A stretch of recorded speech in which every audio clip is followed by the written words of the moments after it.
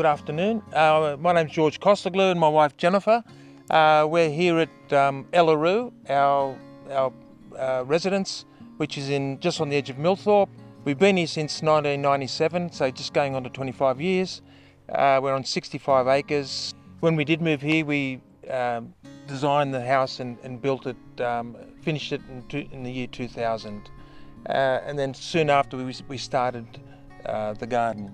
It was a blank canvas, so when we bought the place, it was an old dairy farm. And I remember my dad said, the soil's so fertile you can grow babies here. And we laughed, because I think it's a farmer's saying, but actually he wasn't far wrong, because this was totally blank. So we got a good friend of ours who's an architect who designed, a landscape architect who designed the garden, and it's evolved. I mean, this wasn't the original drawings. Because we have 4 children who've all left home and all live around the world, or 2 in Sydney.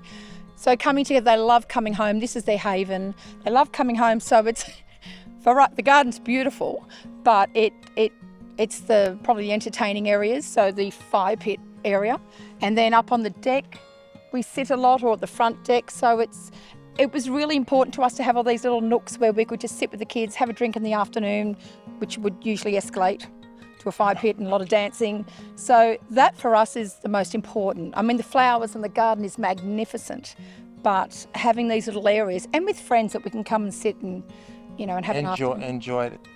That's our water tank below the gazebo, and then concrete water. It's a concrete water tank, and I've seen similar structures around. So about 15 years ago, we thought, well, why not utilise that bare bit of concrete? So we decided to put a structure up, and we don't use it as much as we'd like to.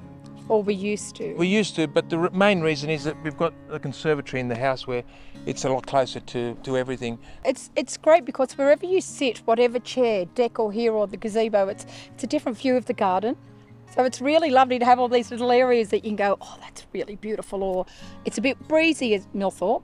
It's a bit breezy and chilly, so let's sit in the gazebo, but we're still in the garden. So that's been a huge...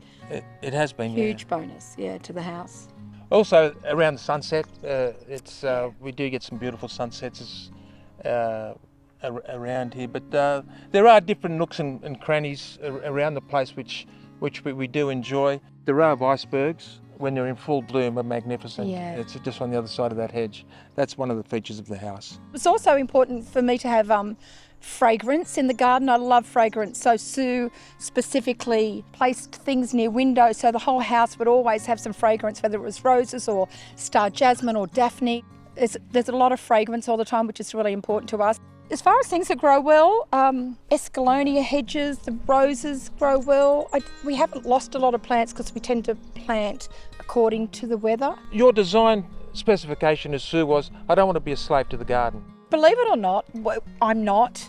George thinks I'm fastidious in the garden. I don't know that I am, but as George says, if the lawns are done, and the hedges are done, the garden, it comes together.